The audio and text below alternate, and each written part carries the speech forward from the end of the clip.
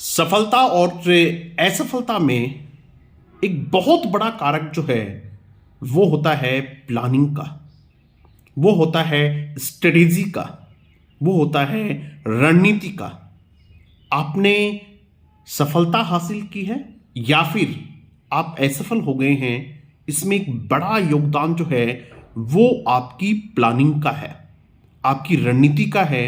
आपने प्लानिंग की भी थी या नहीं की थी, आपने अपने संसाधनों के अनुरूप पे, अपनी परिस्थिति के अनुरूप पे, अपनी क्षमता, अपनी ताकत और अवसरों के अनुरूप आपने सही रणनीति बनाई थी या नहीं बनाई थी। इस पे बहुत निर्भर करता है कि आप सफल होते हैं या असफल होते हैं। अक्सर कहा जाता है an average student with a better planning is better than an intelligent student with an average planning।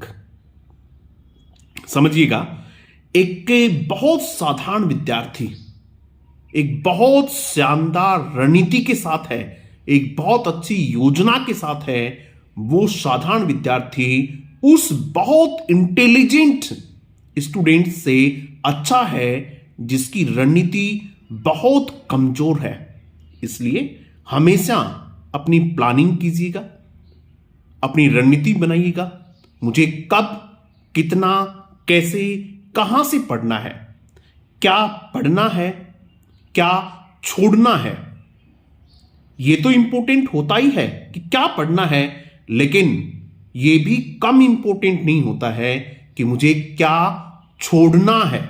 अक्सर आप लोग के वो चीजें पढ़ जाते हैं जिनकी आवश्यकता नहीं होती है। 2-5 दिन, 2-5 घंटे किसी अच्छे आदमी से सलाह लेके एक अच्छी अपनी प्लानिंग बनाइएगा और उस प्लानिंग के तहत अपने आप को आगे बढ़ाने की कोशिश कीजिएगा। अक्सर कहते हैं कि साहब पे ये प्लानिंग में बहुत टाइम चला जाता है। यदि आप प्लानिंग में 10 मिनट खर्च करते हैं तो ये मान के चलिएगा कि वो आपके 10 दिन बचाते हैं। इसलिए वो टाइम वेस्ट नहीं है, वो आपका इन्वेस्टमेंट है।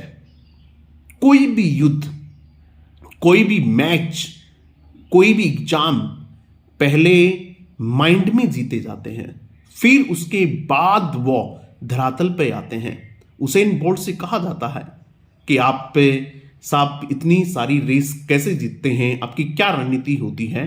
तो एक बहुत कॉमन सा आंसर जो अक्सर देते हैं वो कहते हैं कि मैं पहले अपने माइंड में रेस जीतता हूं।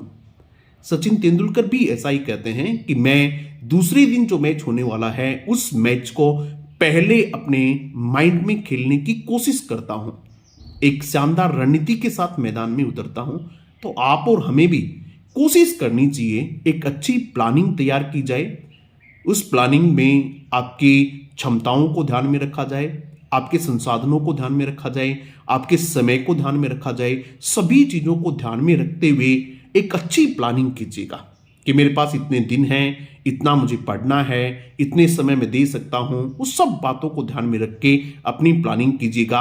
और ऐसा नहीं होता है कि प्लानिंग एक बार बना ली तो फिर उसको चेंज नहीं किया जा सकता। समय समय पे आप उसको मॉडिफाई कीजिएगा। जब आपको लगता है कि अब इसमें परिवर्तन किया जाना है तो परिवर्तन कर सकते हैं। ऐसा कुछ नहीं है कि बहुत रिजिड वो बन गई है। और इससे आप बहुत कुछ सीखेंगे और निश्चित रूप से आपकी सफलता में इसका बड़ा योगदान होगा। Thank you very much.